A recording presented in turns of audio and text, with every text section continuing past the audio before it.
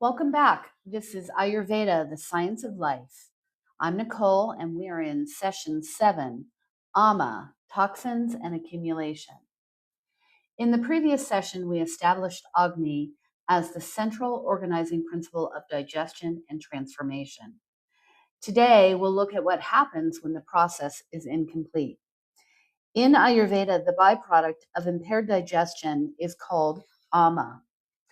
AMA is not a single substance. It is a functional category, material that has not been properly processed, assimilated, or eliminated. It represents incomplete transformation. This session is not about abstract toxicity.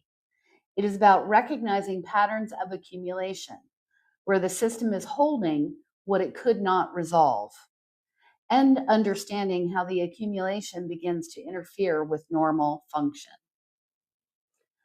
AMA is best understood as residue. When input is taken in, food, sensory impressions, experiences, and Agni cannot fully process it, something remains. That remainder is not neutral. It is unstable, partially transformed material that the body does not fully recognize as usable. Because it is incomplete, it tends to linger. It does not integrate cleanly into the tissues and is not eliminated efficiently. Over time, it accumulates. So rather than thinking of AMA as toxins in a general sense, it is actually more precise to think of it as undigested or improperly processed input that the system has not cleared. AMA forms when there is a mismatch between intake and digestive capacity. This can occur in several ways. Intake that exceeds what Agni can handle, irregular or weakened Agni, inappropriate combinations or timing, or chronic patterns that disrupt digestion. The common thread is not the specific input, it is the system's inability to fully process it. This is why the same food or experience can be handled well at one time and poorly at another.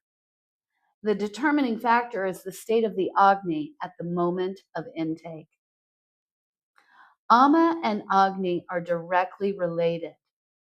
When Agni is strong and steady, input is processed efficiently, leaving little to no residue. When Agni is impaired, whether it's weak, excessive, or irregular, processing becomes incomplete. In that sense, AMA is not an independent problem, it is an indicator. It tells you that transformation is not occurring cleanly. So the focus is not only on removing AMA, it is on restoring the function that prevents its formation. Otherwise, accumulation will continue, regardless of how much is cleared.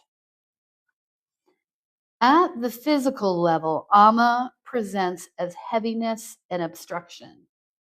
You may notice a sense of weight in the body, sluggishness or low energy, perhaps a coating on the tongue, or digestive discomfort after eating. These are not isolated symptoms. They reflect a pattern where material is present but not fully processed. The system is carrying more than it can efficiently convert or eliminate. As a result, movement slows and function becomes less precise. Within digestion specifically, AMA appears when food is not properly broken down. Signs for that will include bloating or gas, a sense that the food is just sitting, irregular elimination, heaviness after meals. The issue here is not only what is eaten, it is how it is processed. If digestion is incomplete, the system retains partially transformed material. That material becomes the basis for further accumulation if the pattern continues. Ama is not limited to the physical body, though. The same principle applies to the mind. Experiences that are not processed, conversations, stressors, unresolved events, remain as impressions. These impressions can present as repetitive thinking, emotional residue, and difficulty of letting go of past events. This is not metaphorical. It follows the same logic. Input is taken in, not fully processed, and remains in circulation. Mental ama reflects incomplete integration. As ama accumulates, it creates stagnation. Movement slows, processes become less efficient. The system begins to hold rather than circulate.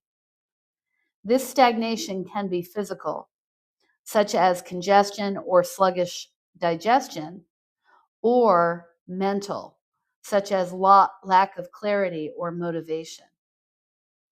The key feature is reduced flow.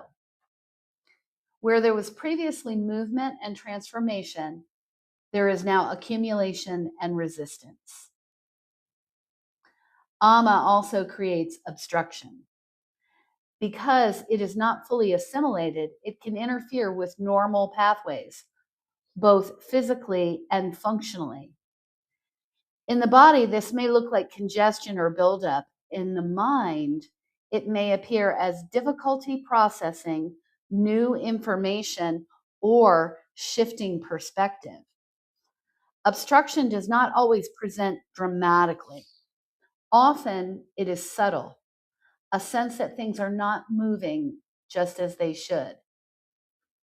Recognizing this early is more effective than waiting for more pronounced symptoms.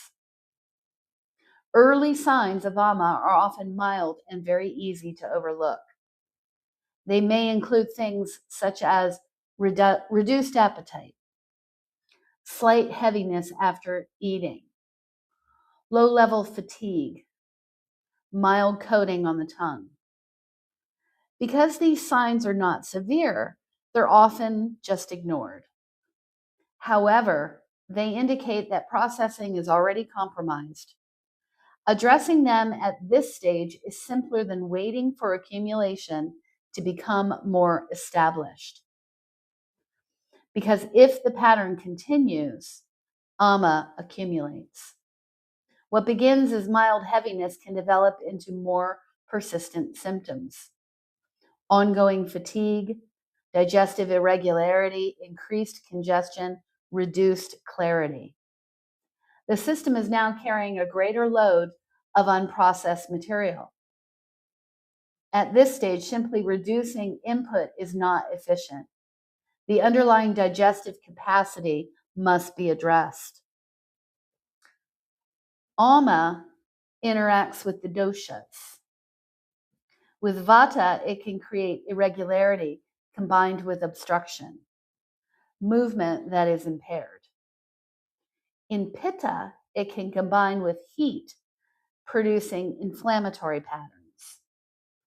With kapha, it tends to increase heaviness and digestion. Understanding this interaction helps interpret how ama presents in different individuals. But the underlying issue, accumulation, remains the same. It is simply the expression that varies. Certain patterns increase the likelihood of ama formation. Patterns like overeating, eating before the previous meal is digested, inconsistent meal timing, eating in a state of distraction or stress.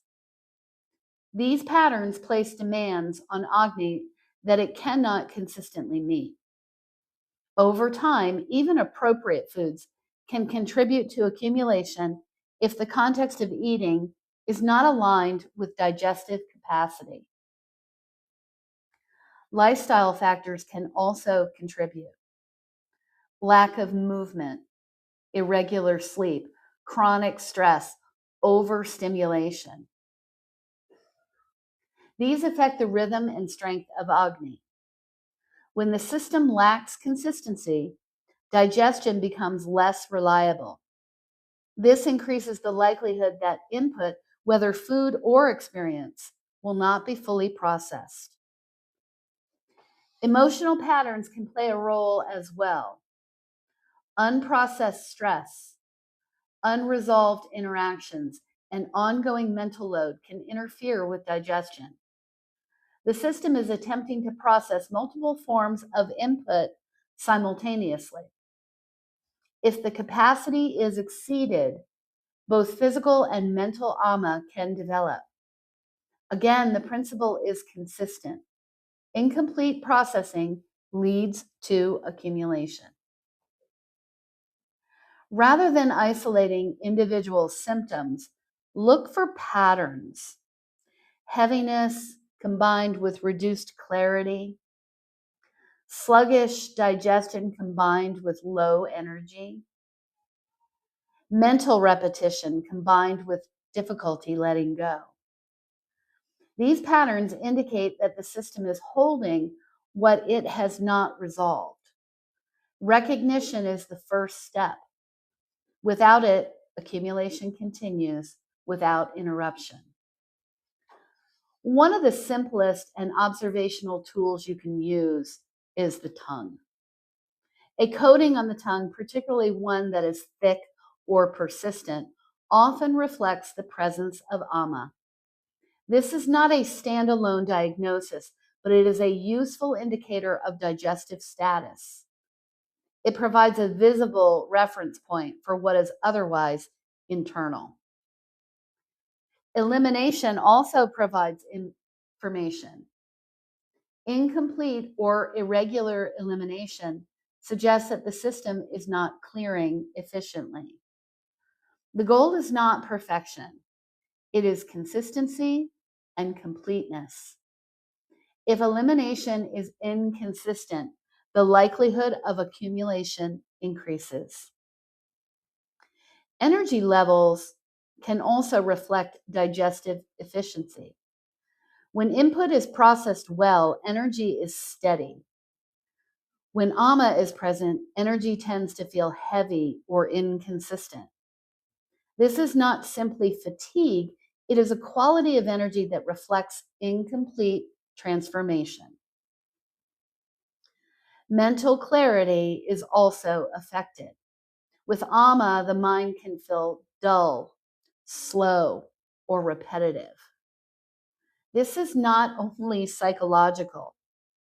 It reflects that same principle. Input that has not been fully processed.